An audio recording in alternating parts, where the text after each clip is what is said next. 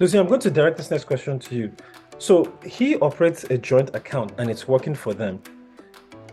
In your opinion, again, does not having a joint account mean that you're not in sync or you don't trust each other? No, no. So it's really what you agree, right? Um, so for we have a hybrid, okay? So we have an account where, we both put money, and that kind of addresses, you know, household issues and all that, right? But we both have separate accounts that are not joint. Um, but I find out that if you plan, like, so earlier on in our marriage, we actually went to a financial advisor and kind of hashed out all this thing about having a budget and all that. I think the most important thing is to have a clear idea of where your money is going or where it needs to go, right?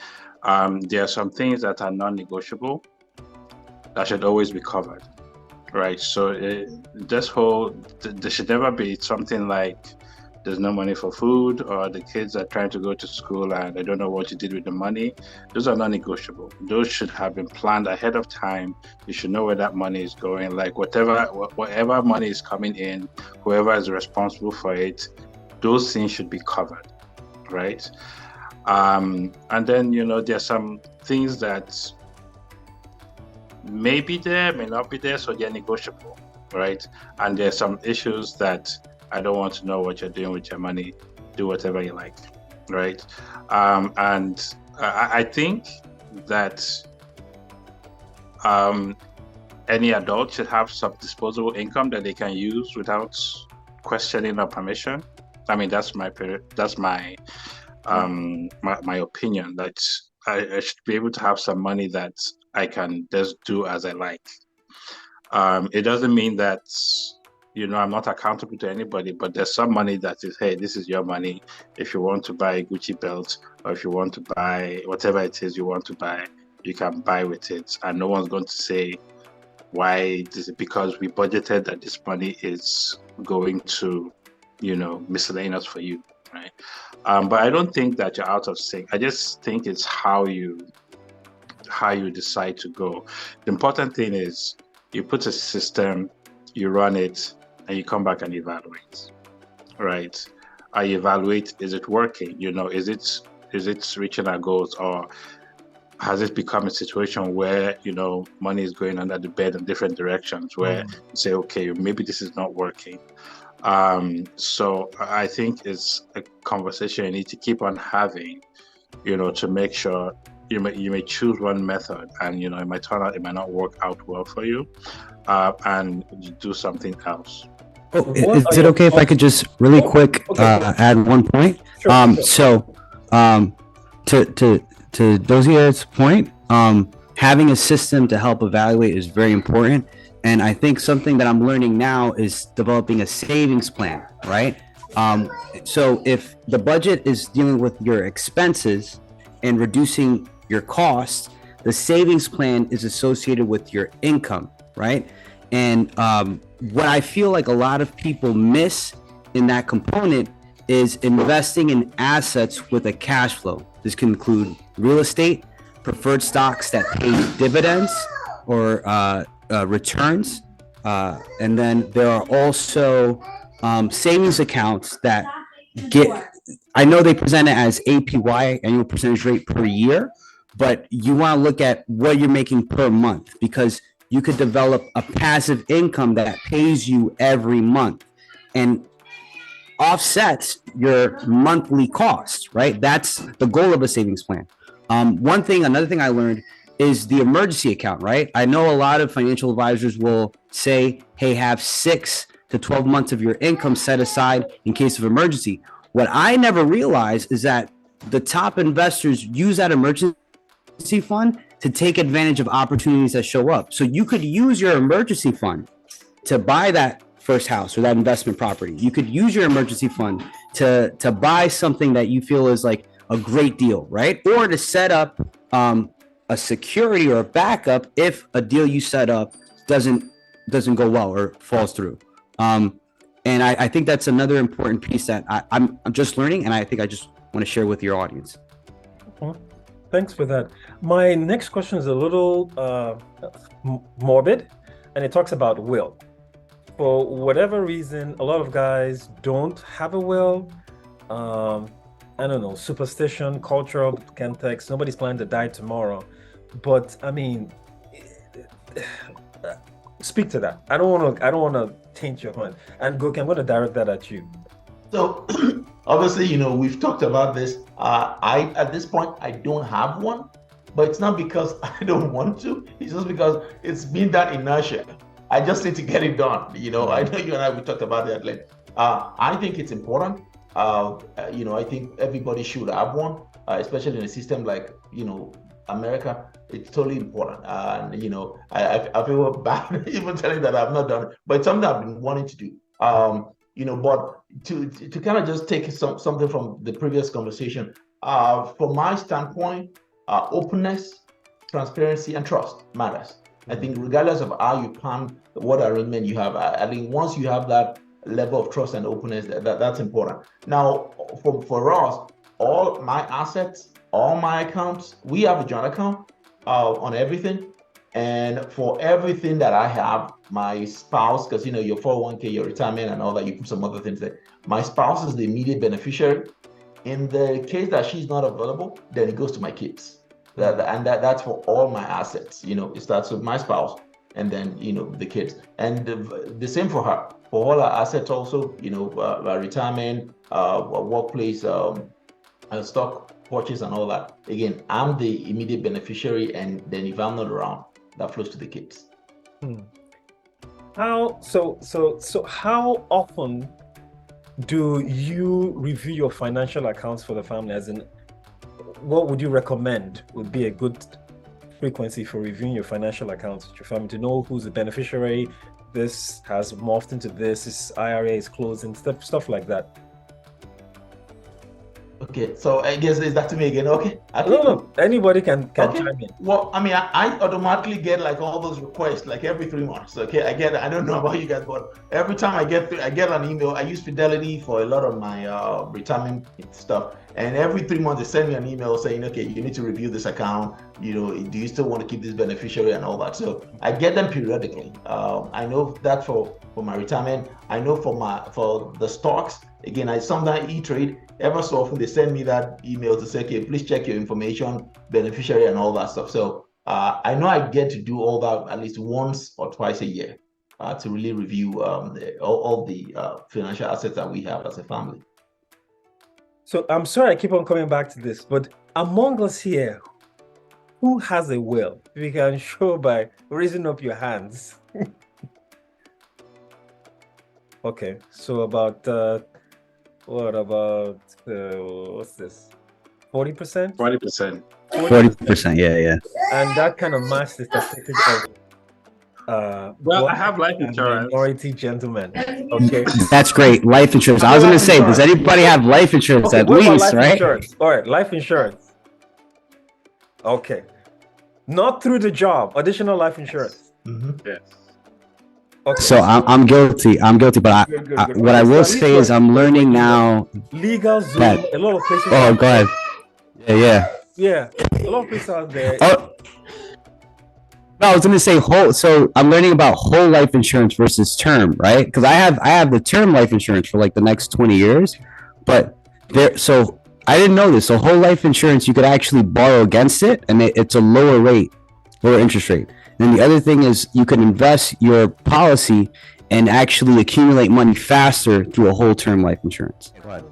I have a term, and my thinking is I want them to be taken care of if something happens to me before they come of age, college, all that stuff, because I plan to be around, and something happens, that's it. Now, I figure that in the time I have, I think it's like either 15 or 20 years, to reassess, which I was asking at then, how often do you reassess the needs, as in based on how they're doing, based on how they come, okay, do I want to convert this? It's always cheaper to do it while you're younger and healthy as opposed to when you get older. But my logic is, this is just in case something happens. I want them to be taken care of, You know, I don't want to be more valuable dead than I am alive, but but that's my thinking, you know, and that's why I mean, and because the whole life is a big deal, a big investment. But I hear what you're saying. I mean, a lot of people borrow from that, and you get to keep that, you know, and convert it if you need to. All right, going to the big question, which everybody has been waiting for: sex. Yeah. I know that's what we've all been waiting for. All right, so I'm gonna do okay. First, I'll start from the women's perspective and I'll jump to us, right? It says women think that we guys think and talk too much about sex. That sex is more important, it's too important. Discuss. Well, men think a lot about sex. I don't know about too much, but a lot. I think that the way it's balanced is that men are the drivers, but women are the gatekeepers. You know, so I guess the gatekeeper can't be thinking about it too much. But anyway, but men think about sex. I mean, that is undeniable, right? Men are visually stimulated, you know, and so there's just a lot to see. And so, what was the question again? Yeah, so I think that men are just visually stimulated. They do think about sex. And I think for most men, they would like to have a lot more sex than they're having. Right. And if they had the opportunity to, they would have a lot more sex. And so it is true that men think a lot. I don't know that it's too much. Now, it can be too much. But men do think a lot about sex, and it does get them into problems. But if you're a woman listening to this, men do think about sex a lot. Go on. No, I agree. I totally agree with you. I agree. I think it's something I guess that we're is all saying it.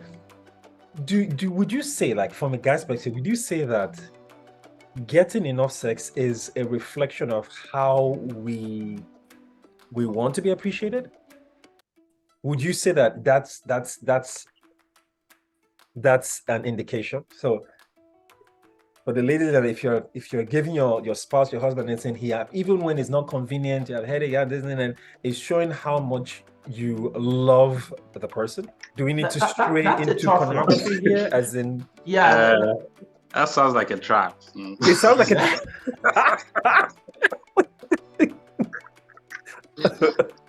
it sounds like a trap.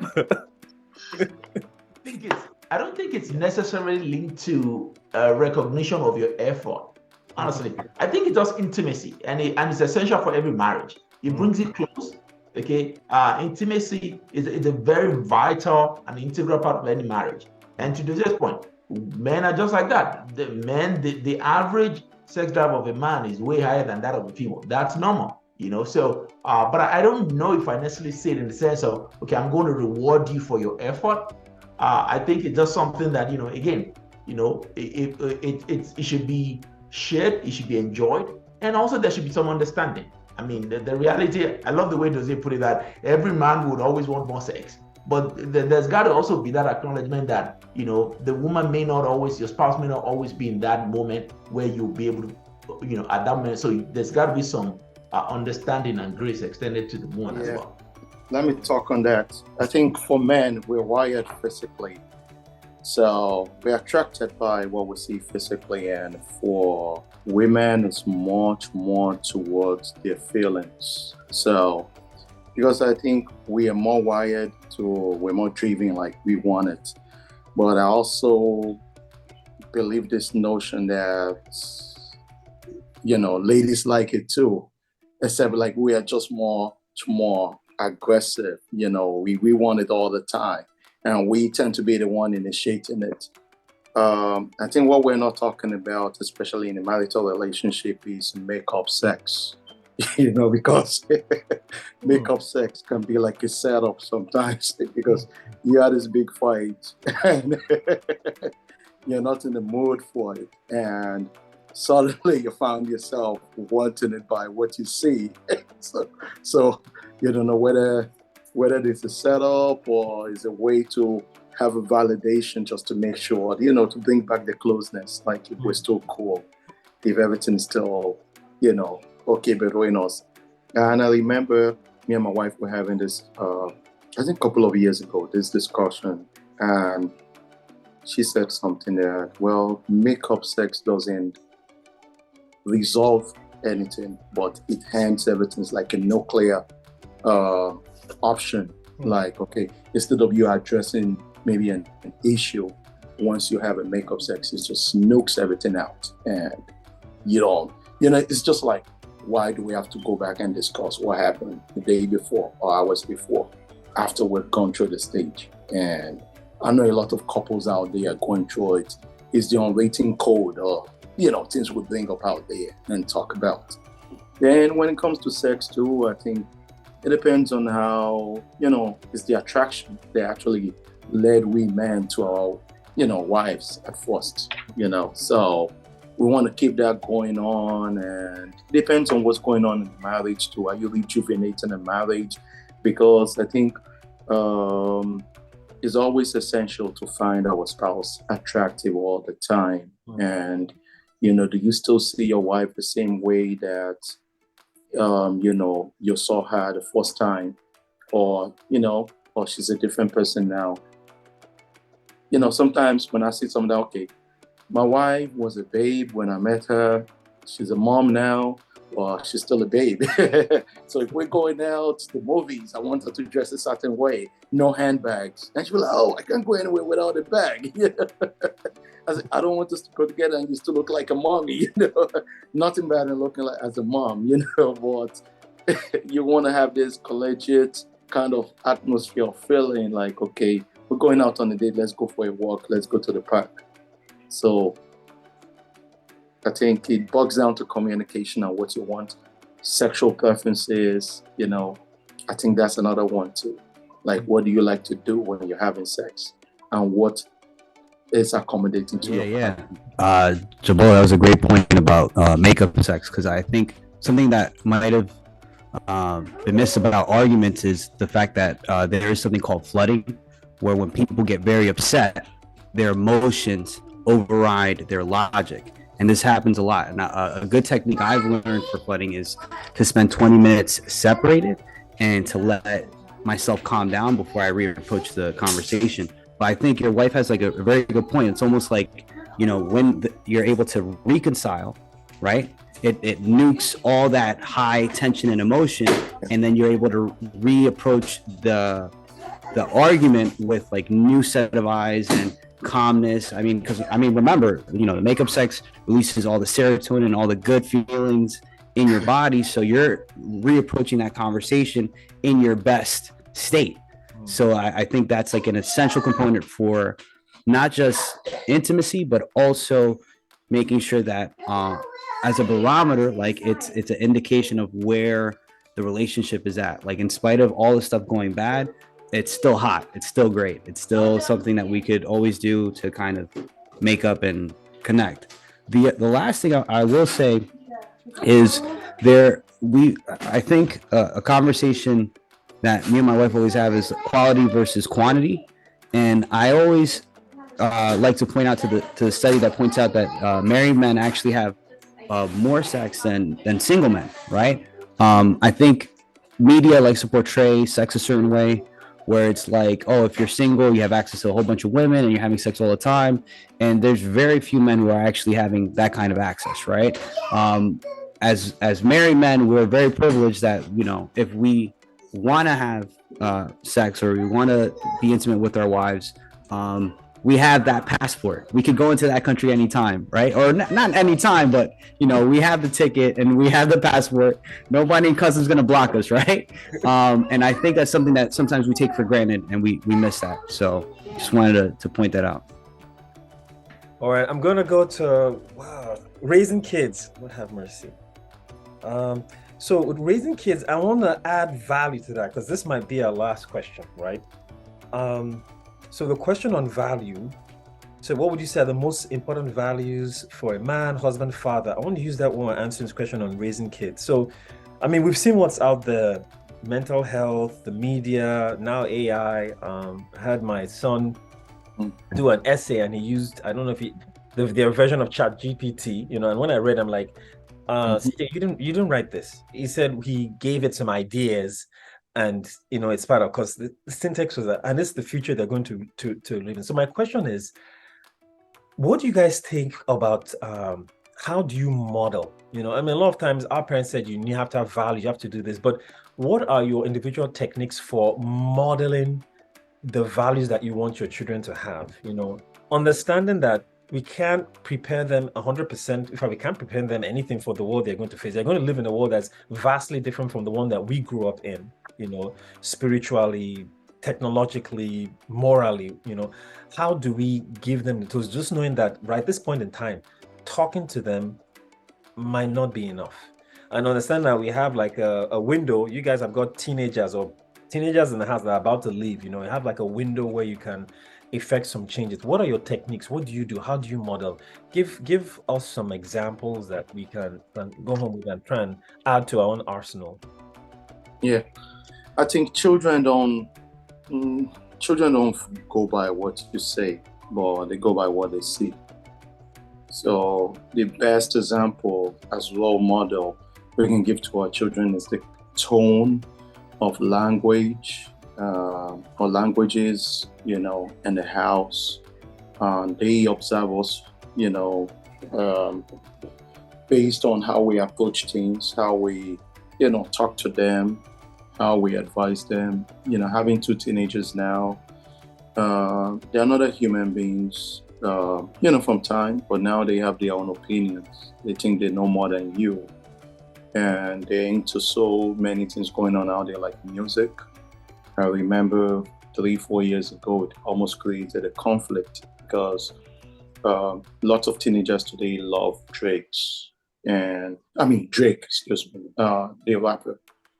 But I was also researching, like, okay, I have no issue with you listening to this artist, but I want you to listen to the clean version. And you'll be surprised, like, sometimes it's tough to get a clean version out there. So it made me to actually do my own research. Like, if you're growing up about 30, 25, 20 years ago, music then is different from music now, because there's hardly any music now without cuss words. So that being said, another thing is, staying engaged with them, having conversation, listen to them. Like me and my son, and sometimes daughters, we do talk about sports. We don't get to watch it most of the time, but whenever there's an outing, he has his basketball games or soccer game, we all go together as a family. It's all about family. I always emphasize that. Like, if I call you once, or if I call you 2-3 times, there was something that happened 6 months ago, and my son wouldn't pick up. But when you send him a text, he will respond back. I know it is a generational thing. And so when he got home, I was real hot. Like, hey, what's going on with you? Like, when I pick up a call, when you see my call, just pick it up. It might be an emergency. Now, what if I'm not the one calling? What if it's your sister or your little brother? Are you just going to say, oh, because you're in the midst of maybe 3 or 4 of your little friends out there? So are they more important than your sibling or your dad or your mom? So, trying to get them to see life the way, you see it, it's more like values that you're trying to, rather than, because if you're always cussing in front of them, if you're always, doing some nasty stuff, those are vices that they will pick up. Yes, try to talk to them and treat them like an adult. They have their own opinion too, but I still have to get my point across as their dad, and as well as if me and my wife were on the same page, we'll communicate our expectations to them. So over time, you see those things in the children, adjusting to that, because we can't be too harsh with them. Sometimes we're so heavy-handed and very harsh, they will think like, oh, that's how life should be. That's how you should approach things. And when they go out there, it's gonna be real tough. And I also tell them too, like when you guys step out there on your own, there are a lot of wolves and a lot of sharks out there too. We need to build them up in such a way like they will be able to face the challenges, in the real world out there in the near future. So, because all this, everything have to do with mental health too, the family dynamics, what's going on in the home or every household. Those things help to build those individuals, into their adulthood. With AI, I think AI can be a good thing, can be a bad thing, but I'm much more worried about AI taking jobs away from people in the future and I think the U.S. government needs to step in and do something about it before it is too late. So are we ready for it? I'm not sure yet. And, I think I was watching the news a while ago, maybe, I think 2 weeks ago, and the CEO of Google, I'm not sure, was very, very concerned, like the US government needs to step in and make sure they put some controls, before things get out of hand. Because you look at it in academics, how's it going to transform? It's transformative, but there has to be do's and don'ts. Just like social media today, social media is a good thing, can also be a bad thing. It depends on how you put it to use, whether good usage or bad usage. Okay. So Jabola, I agree with you that it is a tool, but I do have to emphasize. So me being with teenagers, they rely on it way more than what they should, right? And to the point where it's almost as if the computer now decides what their values are before they do, right? So AI is just an algorithm, right? It's a pattern where you put some input and then some output comes out. But these algorithms exist in their social media, to what they consume. It exists in their Google searches, what they look up, the information that they use to determine what decisions they make, right? It's even on their phones, what apps are going to use. They get notifications, right? So it's literally designed in the technology. And I think, what I'm seeing, right, is this lack of care for their opinion and their voice in the teens, because they don't need to have a voice anymore. They could just look it up and it'll generate. The other reason why this is a problem, if you're not familiar, there's something called stable diffusion, and it's a technology that generates images based on what you tell it. So if I were to say, draw Vladimir Putin on a unicorn, it'll literally draw it, and that image will manifest in a matter of seconds. Now, if your son or your daughter decide to put something that's more pornographic, literally in seconds, it'll generate that image. And there's no real protection to screen them from that, right? And that's where we're at today. We're at the point where whatever they want to see, it's going to be there in a second, So again, the idea is this is a tool that you could use to bolster your voice. So what I use ChatGPT in particular for is reinforcing the value I have to say. So what I'll do is I'll have an email, I'll give the email to ChatGPT and I say, make this more professional, and it'll clean it up for me. So that's one use. Another thing I do is I'll debate against it. I'll say, hey, here's a point that I have. What are the counter arguments? And then I will debate and beat the AI, because I understand that AI is just an algorithm. It's not independent thought. It's not a person. It's just designed to generate responses based on the inputs. But it's very good. I mean, listen, my students can't tell when I do a lesson that I've come up with together and ChatGPT comes up with a lesson, meaning there are people out there who could fake authenticity and authority with that technology, right? And people can't tell the difference. The stable diffusion, the art component that I told you, there was an artist who developed an image and it won first place in an art competition. This is a place where people are supposed to develop the content on their own, and professionals can't tell the difference between a professional person who did it himself and an artificial intelligence that generated this, right? So, as parents, right, I think the idea is making sure that we're always reinforcing the values in our kids, right? And you guys as fathers might not know this, but as a teacher, the kids are always beaming about their fathers when they're present. They'll brag about you guys, say, "Oh, my dad, he's a great architect, he's a great doctor, he's a great therapist," right? Or they'll talk about the great stuff that you guys are doing, right? But they'll never tell you, right? It's you say, "Oh, what did you talk about in school?" Say nothing, right? But they tell me, the teacher, because although it's not apparent in what they say, it's apparent in what they do, because it shows up in their grades, it shows up in their participation, and it shows up in their confidence. So I think ultimately the key concepts. AI is a tool, right? And all tools have to be handled responsibly because they are dangerous, right? There is a trend going on where students are allowing themselves to be, their decisions to be dictated by the algorithm. So being on top of that and making sure that the students are, or the kids are aware of that is an important component. And then reinforcing your values at any point that you can. I think that's an important piece. So some things I've learned now as a father of teenagers, which I wish I'd done differently. One is that the most important thing with children is to bring them up, to know God and to have a knowledge of God. Like if that's what you believe, right, you want them to have that exposure, not just like Sunday school, but to actually know what it's about, right?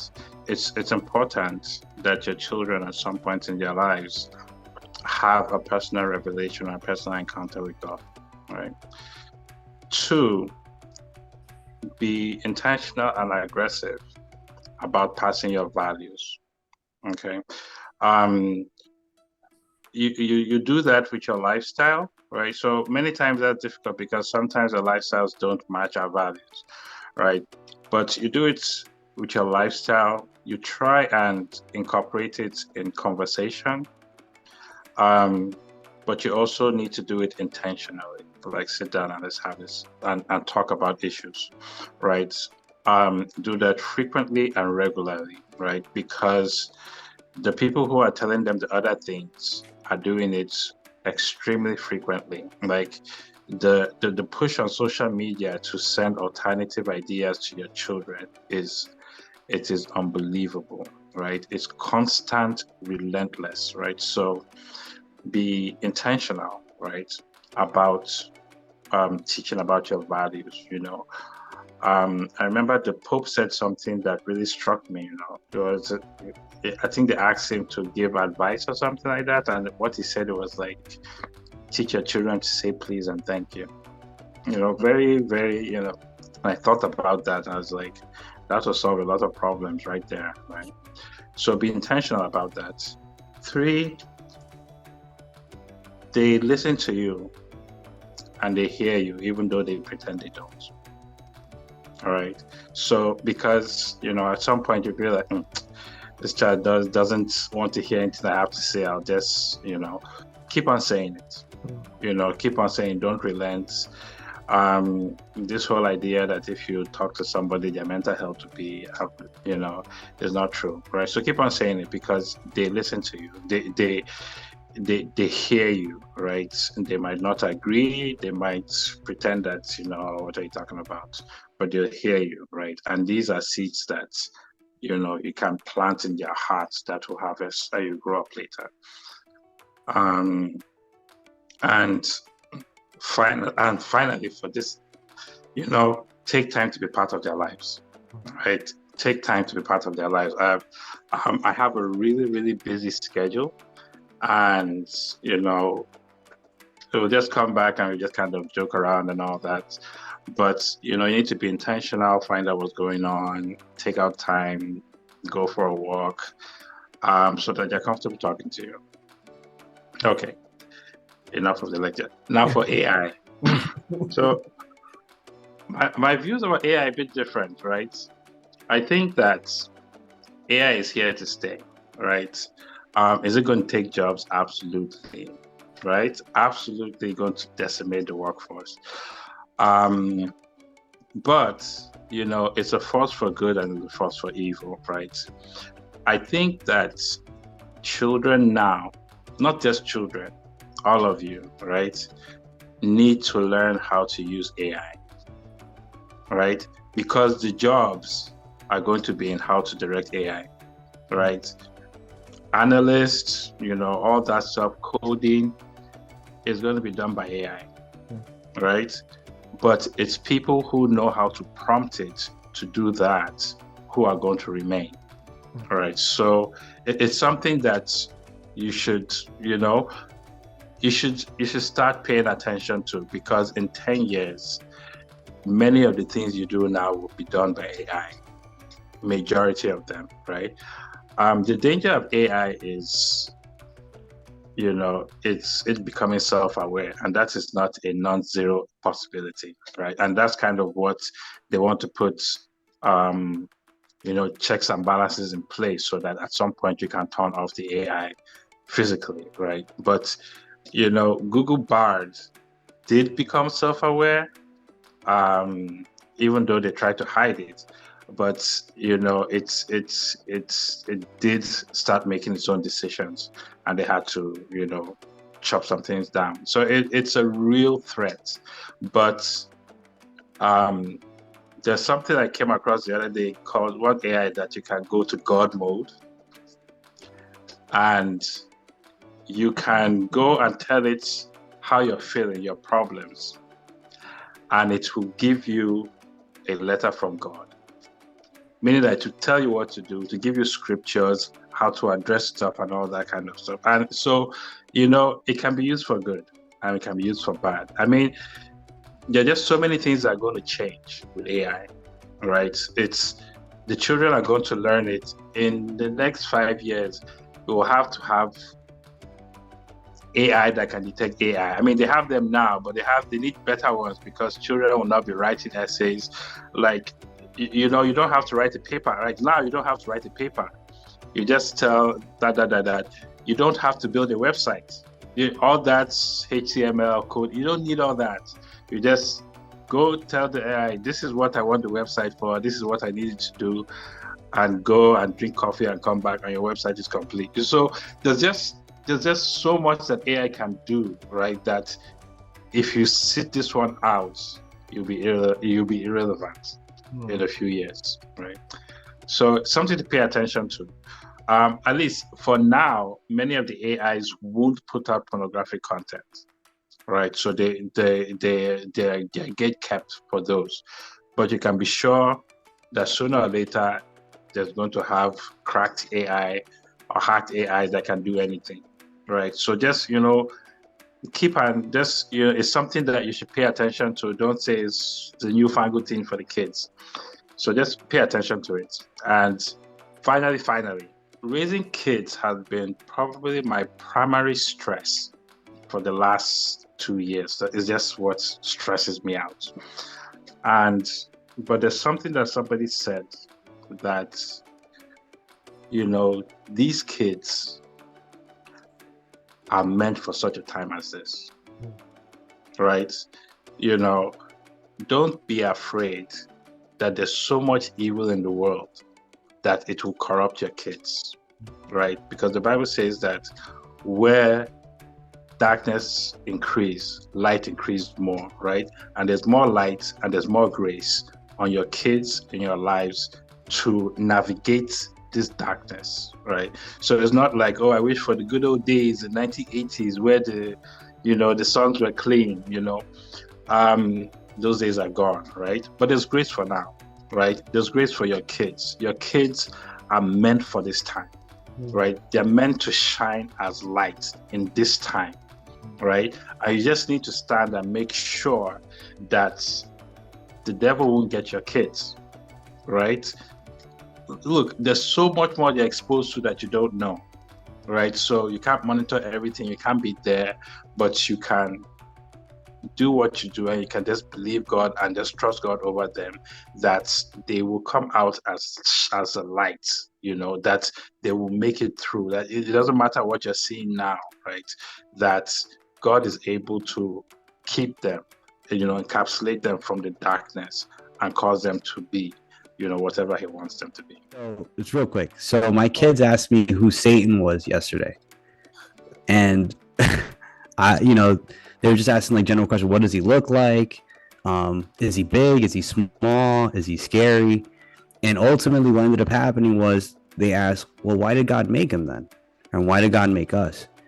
And I think the ultimate point that I said was God made you because he wants you.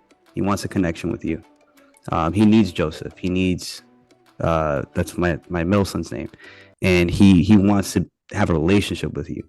And that's why he made you. And I think in that moment, it kind of clicked for him. And I think what Dozier is saying, man, having that relationship with God is crucial for their development.